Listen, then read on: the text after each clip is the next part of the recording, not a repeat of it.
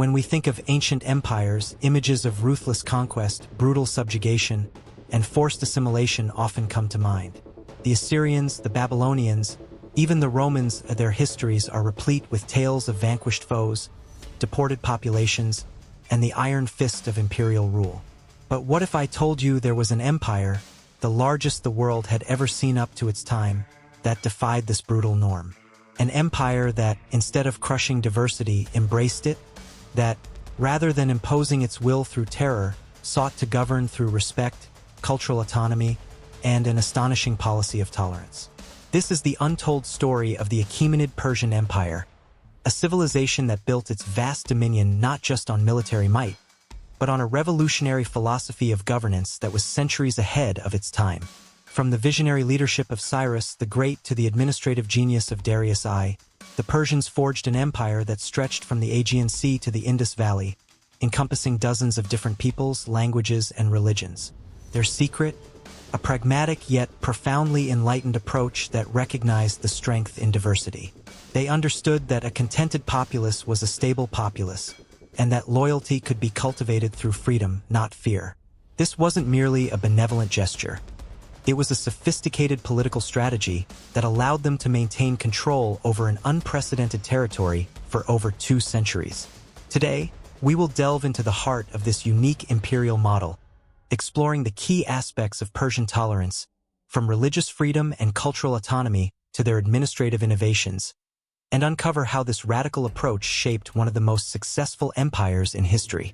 Prepare to challenge your preconceptions about ancient power, because the Persian Empire offers a compelling lesson in how respect, rather than repression, can be the ultimate tool of empire building. Our journey into Persian tolerance begins with its legendary founder, Cyrus the Great.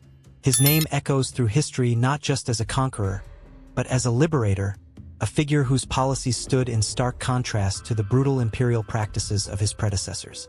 When Cyrus conquered Babylon in 539 BCE, a city that had previously been a symbol of oppression, he did not raze it to the ground, nor did he enslave its inhabitants. Instead, he entered as a restorer, proclaiming a policy that would become the hallmark of Persian rule. This policy is famously enshrined in the Cyrus Cylinder, a clay artifact discovered in the ruins of Babylon, often hailed as one of the earliest declarations of human rights. The cylinder, written in Akkadian cuneiform, describes Cyrus's benevolent approach. It states that he restored cults, returned deported peoples to their homelands, and allowed them to rebuild their temples. This was a radical departure from the Assyrian and Babylonian empires, which routinely deported conquered populations, destroyed their religious centers, and imposed their own gods. For instance, the Babylonians had famously exiled the Jews from Judah, holding them captive for decades. Cyrus, however, not only permitted but actively encouraged the Jews to return to Jerusalem and rebuild their temple. This act, recorded in the biblical books of Ezra and Isaiah, earned him immense praise and solidified his image as a divinely appointed liberator. This wasn't an isolated incident. It was a consistent policy applied across his vast new empire. Cyrus understood that loyalty was more effectively gained through consent than coercion. By respecting the local customs, languages, and, crucially, the religions of his conquered peoples, he fostered a sense of belonging rather than resentment. This cultural autonomy meant that local traditions were not suppressed but allowed to flourish under Persian oversight. Instead of imposing a monolithic Persian identity, he allowed a mosaic of cultures to thrive, each contributing to the empire's richness and stability. This approach significantly reduced the likelihood of rebellions, as communities felt their identities were affirmed, not threatened, by Persian rule. It was a pragmatic strategy, certainly, as it minimized the need for constant military garrisons and costly suppressions. But it also reflected a genuine philosophical shift, a recognition that a diverse empire could be a strong empire, provided its diversity was respected. Furthermore, Cyrus is credited with abolishing forced labor and slavery in many of the territories he conquered, a stark contrast to the widespread practice of the time. While slavery certainly existed within the Persian Empire, his decrees marked a significant step towards a more humane form of governance, particularly in the context of imperial expansion. This policy of liberation, combined with religious and cultural tolerance, created an unprecedented environment of stability and cooperation. The subjects of the Persian Empire, from the Egyptians to the Greeks, from the Jews to the various peoples of Mesopotamia, found themselves part of a system that, while undeniably imperial, offered them a degree of freedom and self-determination rarely seen in the ancient world. Cyrus the Great laid the philosophical and practical groundwork for an empire that would be defined by its unique approach to governance, setting a precedent that would influence future empires and even modern concepts of human rights. While Cyrus the Great was the visionary who conceived the idea of an empire built on tolerance, it was Darius I, often called Darius the Great, who meticulously engineered its administrative structure, transforming a collection of conquered territories into a cohesive and enduring imperial system. After a period of internal strife following Cyrus's death, Darius ascended to the throne and embarked on a monumental task of consolidation and organization. His genius lay in creating a system that balanced centralized control with a continuation of the tolerant policies established by Cyrus, ensuring the vast empire remained manageable and prosperous. At the heart of Darius's administrative brilliance was the system of satrapies. He divided the empire into approximately 20 provinces, each governed by a satrap, a Persian noble appointed by the king.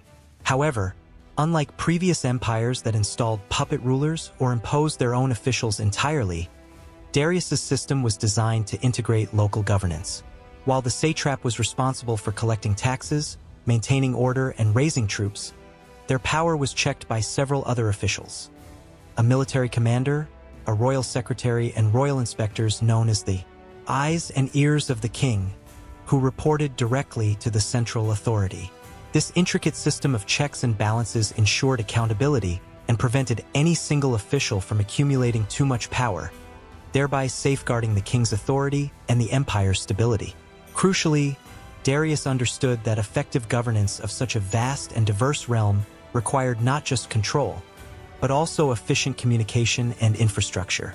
He commissioned the construction of the Royal Road, a marvel of ancient engineering that stretched over 1,600 miles from Susa in Persia to Sardis in Lydia. This wasn't just a road, it was a lifeline for the empire. Along its length, Darius established a sophisticated postal system, the Angarayan, with relay stations and fresh horses every few miles. Royal messengers could travel the entire length of the road in a mere 7 days, a speed unheard of in the ancient world. This rapid communication allowed the central government to quickly dispatch orders, receive intelligence, and respond to crises, effectively shrinking the vast distances of the empire. It also facilitated trade, troop movements, and the flow of information, binding the disparate regions together into a cohesive whole. Darius also introduced a standardized coinage system, the daric, gold, and siglos, silver, which replaced the myriad local currencies. This monetary reform greatly simplified trade and taxation across the empire, fostering economic integration and prosperity. Furthermore, he oversaw the standardization of weights and measures, another crucial step in facilitating commerce and ensuring fairness. These economic reforms, coupled with massive infrastructure projects like the attempted construction of a canal linking the Nile to the Red Sea, a precursor to the Suez Canal, and the widespread use of qanats, ingenious underground irrigation channels that brought water to arid regions, demonstrated Darius's commitment to fostering economic growth and improving the lives of his subjects. These weren't just administrative decrees. They were tangible investments in the empire's future, designed to create a stable and prosperous environment for all. In terms of law and justice, Darius continued the Persian tradition of respecting local legal systems while establishing an overarching imperial framework. He understood that imposing a single legal code on such a diverse array of cultures would be counterproductive. Instead, the king's law, based on principles of justice and order, served as a supreme authority, intervening only when local laws conflicted with imperial interests or when disputes arose between different communities. This approach allowed local traditions and customs to persist, further reinforcing the sense of cultural autonomy that was so central to Persian rule. The Persian Empire, under Darius, became a testament to the idea that a strong central government could coexist with, and even thrive on, the diversity of its constituent parts, creating a model of governance that was both powerful and remarkably tolerant. The policies of tolerance initiated by Cyrus and meticulously implemented by Darius bore remarkable fruit, transforming the Achaemenid Empire into a vibrant tapestry of cultural diversity and unprecedented prosperity. Nowhere is this more evident than in the magnificent ruins of Persepolis, the ceremonial capital built by Darius and his successors. The architecture of Persepolis itself is a testament to this fusion of cultures, incorporating elements from Egyptian, Greek, Mesopotamian, and Anatolian styles.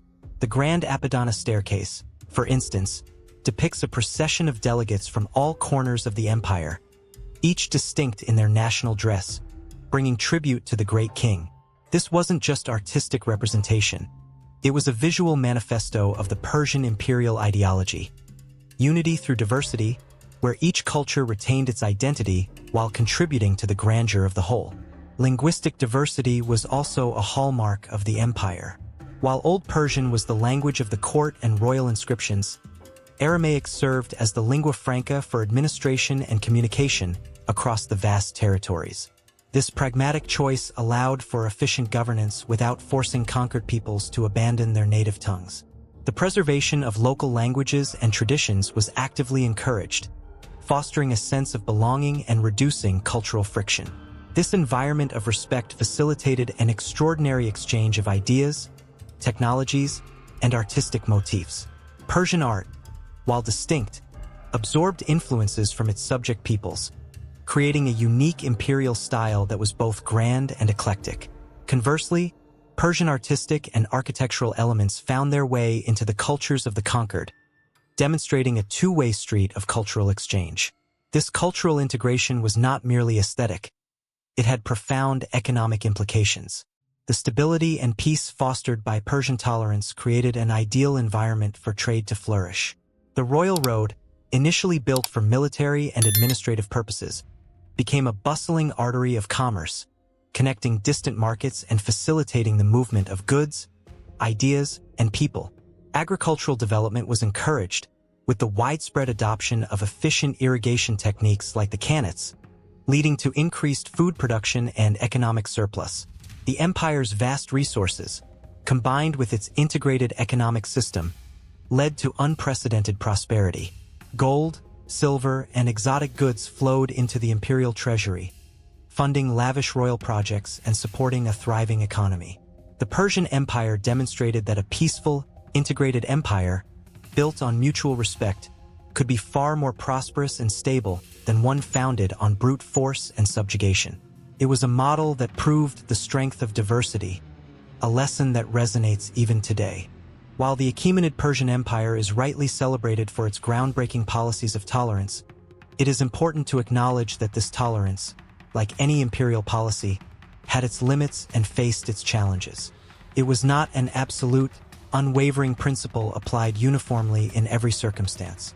Instances of suppression and conflict did occur, particularly when local populations actively resisted Persian rule or when religious practices directly challenged the authority of the great king. The Ionian Revolt, for example, saw Greek city-states in Asia Minor rebel against Persian oversight, leading to military intervention. Later, under Xerxes I, there were instances of religious persecution, particularly against cults that were perceived as undermining the state-sponsored Zoroastrianism, which, while not strictly monotheistic, emphasized the worship of Ahura Mazda and a dualistic cosmology of good versus evil. While the Persians generally allowed religious freedom, there was an expectation of loyalty to the great king, who was seen as divinely appointed. The very scale of the empire, while a testament to its success, also presented inherent challenges. Overextension led to administrative strain, making it increasingly difficult to maintain tight control over distant provinces. Succession crises and internal power struggles within the royal family also began to weaken the central authority over time, creating vulnerabilities that external powers would eventually exploit. The empire, despite its sophisticated administrative system, was ultimately a vast human enterprise, susceptible to the same internal pressures that have plagued empires throughout history. These internal weaknesses, combined with the rising power of Macedon under Alexander the Great, ultimately led to the empire's downfall. Alexander's conquest, culminating in the burning of Persepolis, marked the end of the Achaemenid dynasty, but it could not erase the profound impact of its unique imperial model. Despite its eventual collapse, the enduring legacy of Persian tolerance is undeniable. The Cyrus cylinder, once a forgotten artifact, has been rediscovered and reinterpreted in modern times as a symbol of human rights and religious freedom, influencing thinkers and leaders across the globe. The Persian model of governance, with its emphasis on cultural autonomy and administrative efficiency, served as a blueprint for subsequent empires, including the Roman and later Islamic empires, who adopted and adapted many of its principles. The very concept of a multi-ethnic, multi-religious empire that thrives on the contributions of its diverse peoples owes a significant debt to the Achaemenids. Their approach demonstrated that power could be wielded not just through force, but through respect, integration, and a recognition of shared humanity. It was a radical idea in the ancient world, and it remains a powerful lesson for our own. Cyrus's approach was revolutionary because it directly challenged the prevailing imperial ideologies of his time. Empires like the Neo-Assyrian and Neo-Babylonian, which preceded Persia, relied heavily on terror, mass deportations, and the destruction of local identities to maintain control. Their strategy was to break the spirit of conquered peoples, to erase their cultural memory, and to force them into submission. The Assyrians, for example, were notorious for their brutal military campaigns, often depicting their conquests with gruesome detail on palace reliefs, showcasing impalements, flaying, and mass executions. Their policy of mass deportation, moving entire populations from their homelands to distant lands, was designed to break communal ties and prevent rebellion. The Babylonians, while perhaps less overtly brutal, continued this practice, most notably with the Jewish exile. These empires believed that fear and fragmentation were the keys to control. Cyrus, however, presented a different paradigm. He understood that while military conquest was necessary to establish an empire, its long-term stability depended on the consent, or at least the acquiescence, of the governed. By allowing conquered peoples to retain their customs, languages, and religions, he transformed them from resentful subjects into willing participants in the imperial project. This was not a sign of weakness, but of profound strategic insight. When Cyrus entered Babylon, he presented himself not as a foreign conqueror, but as a legitimate successor to the Babylonian kings, chosen by the local deity Marduk to restore order and justice. This narrative, carefully crafted and disseminated, resonated with the local population and helped to legitimize his rule. He funded the restoration of temples and cults, not just for the Jews, but for various Mesopotamian deities, thereby gaining the support of local priesthoods and elites.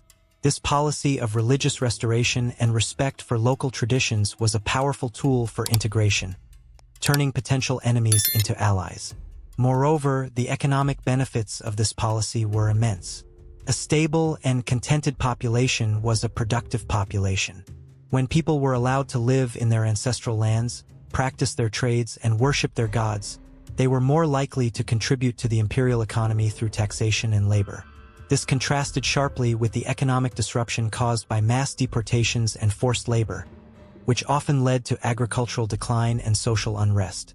Cyrus's policy fostered a sense of shared prosperity, where the well-being of the empire was intertwined with the well-being of its diverse peoples. This was a radical shift from the extractive, exploitative models of previous empires. It was a recognition that true power came not from crushing others, but from empowering them within a larger framework. This vision, born from the mind of Cyrus the Great, laid the philosophical and practical groundwork for an empire that would be defined by its unique approach to governance, setting a precedent that would influence future empires and even modern concepts of human rights. We have journeyed through the remarkable history of the Achaemenid Persian Empire, an empire that dared to build its vast dominion on a foundation of tolerance, respect, and cultural diversity. We've seen how Cyrus the Great, with his visionary policies of liberation and religious freedom, laid the groundwork for this unique imperial model. We've explored how Darius I, through his administrative genius, transformed these principles into a sophisticated system of governance that balanced central authority with local autonomy, fostering communication, trade, and economic prosperity across an unprecedented territory. And we've witnessed the vibrant cultural exchange and mutual enrichment that blossomed under this enlightened rule, creating a mosaic of peoples united not by forced assimilation, but by shared participation in a grand imperial project. The Persian Empire's story is a powerful counter-narrative to the conventional tales of ancient conquest. It reminds us that power does not always have to be synonymous with oppression, and that true strength can be found in embracing, rather than eradicating, difference. While it ultimately succumbed to external pressures and internal challenges, its legacy of tolerance, human rights, and enlightened administration continues to resonate. The Cyrus cylinder stands as a timeless testament to a philosophy that was centuries ahead of its time, a beacon for those who believe in the power of respect and understanding. The Achaemenids proved that an empire could be built, not just on the might of its armies, but on the wisdom of its policies, leaving behind a profound lesson for all who seek to govern diverse populations. Thank you for joining us on this exploration of how ancient Persia built an empire on tolerance.